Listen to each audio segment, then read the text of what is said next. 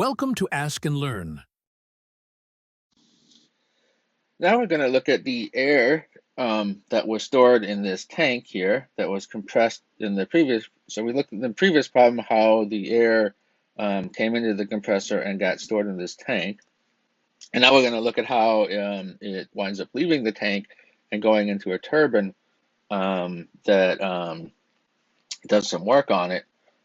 We get some work out of it. And I think we had some work here, and then also we had have heat transfer coming up there. Um, Although, well, um, that may probably change sign in this problem. So, um, like I said before, this is a huge storage tank. Probably really actually more of from an underground cavern or something. Um, and we filled it up, um, supposedly probably to basically store energy so that then we could generate energy when it's needed, at some different time when it's needed more. So what we're going to do here is, again, in this problem, just like in the last one, we have the pressure is dropping as we uh, pull air out of this tank here. Let's see here. Yeah, because initially, I guess I didn't write that down here, but initially, remember, we from the previous problem, we pumped this up to 600 kilopascals, I believe. Is that right? Yeah, 600 kilopascals. So we pumped that up, and now we're gonna let it go back down to atmospheric pressure. And again, we're going to keep it it's going to stay at 20 degrees C. So there's going to be heat transfer. Um, and then we have an exit pressure here of 100 kilopascals. So what we can do here then is figure out what the mass is. One of the things we can do is we know the end state here. I call it B3. So we know the pressure at B3, the temperature at B3, we know the volume, and we can figure out the mass at B3. And that should be the same as the mass was, yeah, initially, right? So we pumped it up with a bunch of mass. We put in, what is this, 3, 3 million kilograms of air, and then we let out 3 million kilograms of air to produce some energy here. So the issue is, again, just like we had in the previous problem, that this pressure is continuously changing. Um, as I said before, we could possibly get a rough estimate by using an average pressure here. The temperature doesn't change, so that one's easy. But using an average pressure, we could possibly get a rough estimate, but it probably wouldn't be that good. I should have actually done that just to see what we got, but I didn't. But anyway, you can do that as a on your own and see how close the number is. So we're gonna do things in differential form again because this is again a continuously changing pressure here. So we have the mass flow rate out of the tank is the change in mass per unit time of stuff in the tank. Um, so that's conservation of mass. Conservation of energy, again, I just multiplied through by a dt, so it's kind of in a differential form here. So we have conservation of energy, and this is all just for the tank. And again, this is closed, presumably at this point. Again, using ideal gas ideal gas behavior, ideal gas laws, the state equations, we get something that looks like this. Um, Now, in this case, um, we don't know. In the previous case, we had that It was what was it was isentropic, right? Let me see here. Let's see, what did we have? Since the compressor operates as an isentropic device, okay, so we knew T2. Um, we knew what T2 was. Now in this case, we have a little different situation because let me pull up the problem again. That was weird. I was trying so it's an isentropic turbine. So the tank contents are okay. Back down to so we have an isentropic turbine. Okay, so that means that the temperature or the entropy doesn't change over here.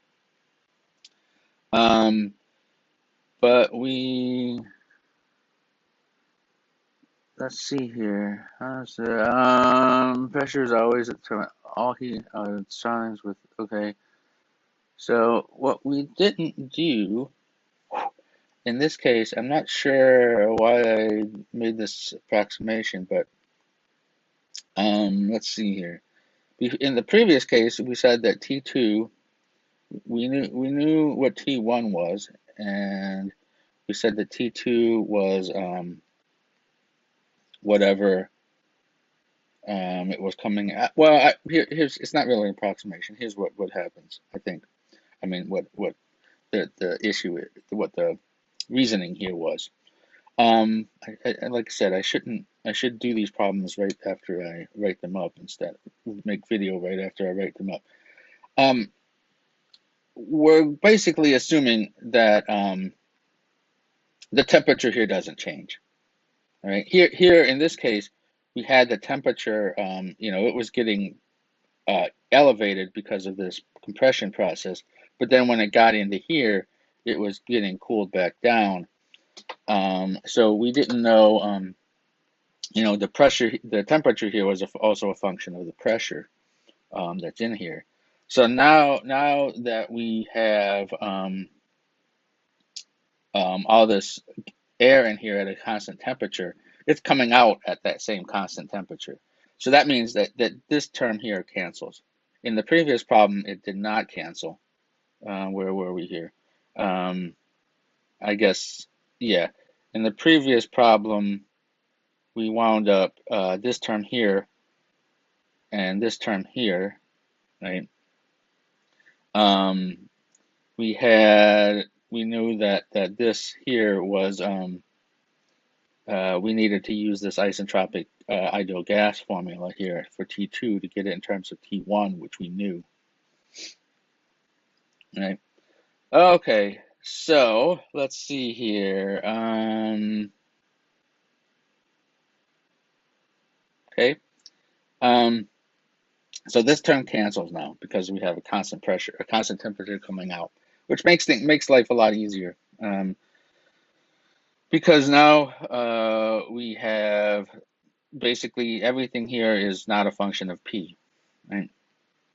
So we have the difference in, and in fact, this term here is just 1 because R is the difference in these two heat capacities. So Q dot dt equals minus V dP, all right? So integrating that is easy enough, and so we get Q equals minus V times the difference between the pressures. And that winds up being 250 million kilojoules. So again, we have a whole lot of heat transfer. And let's see, that would be heat transfer in. We actually have more heat coming in now. Yeah. Like I said, this changed sign. So we have heat coming in from the surroundings here. Now, if we look at the tank and the turbine together, we have this as the here is the the equation, the energy conservation of energy in differential form. So now we know this Q, and we know we have some workout now. And again, we can integrate this because all this stuff is again, we can just integrate it in normal form because H here is not a function of m or of time. So we can integrate that, and we get, here's the difference in internal energy in the tank, and then the basically the enthalpy in and out of well, the change in, not really the change in enthalpy, but the change in in uh, in enthalpy from the change in mass, basically the mass flow rate, from the flow, basically. So this is the difference in mass in the tank. So we had stuff flowing out here, and we're assuming again that this thing is insulated, so there's no heat transfer there. All right, so we can integrate that. Like I said, we can integrate this easily enough. Solve for W out, and now we have all of these values. So we wind up getting 300 million, 300 million kilojoules, right? So how much did we put in? Let's see, I can't remember. We put in the actual 351. So we didn't quite. We lost some stuff. It was not in a perfectly efficient process of storing this gas. But again, there's probably a reason, because we want to store the energy and then be able to convert it back into electrical energy at, say, at peak times. So we did that, and let's see here. We have the next part of the question was, how does the total work produced by to the change in work and the potential of the air in the storage tank? Okay, so basically we're looking at the kind of the change in exergy. So we could have, what we we're looking at the ideal workout. So we have the change in work potential of the air in the storage tank. So again, we write the exergy, quote unquote, conservation equation. And we can see here that in the ideal case, we have no entropy generated. So there's no entropy, S gen dt term here. So we can, again, kind of manipulate this around a little bit and get this into, again, this term is 0 because this temperature, the temperature in the tank is the same as the temperature in the surroundings. So this term is always 0. We can manipulate this around a little bit to get this into specific terms, using, an M here, and, doing partial, and doing chain product rules and everything. So anyway, this term, that term, these terms become that, all right? So let's see here. Now we can then start rearranging, and we can see here, we can know that, as we do this differential, T naught is not a function of S, so, or is not changing, so we can, this term becomes that. And then manipulating these other terms, we see that, well, first of all, this term, let me see here.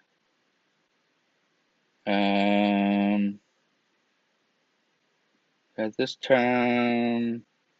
term's a minus, this term's a plus, so these ones cancel out. And so then we just get, again, basically the difference in the, well, we get H minus U. And again, using the ideal gas law, we know that that is Cp minus Cv times T. Now we can use the formula for the for entropy, for the differential of entropy,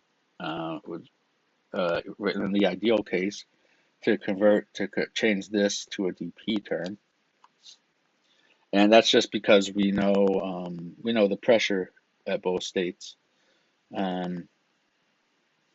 Now we could let's see here. What did we want to do next here? We want to let me see if I can explain that a little better. Yeah, it's just basically from a definition of yeah, from different ideal gas stuff here to here. Now now we can integrate because now this is all constant, and again this is all constant. So we could have integrated up here too, right? Because this is not a function of s. But we didn't, just because it was easier to get it in this term. Um, again, we could have integrated up here and then converted after the integral, but yeah, I just did it before. So here's the reversible work that is coming out.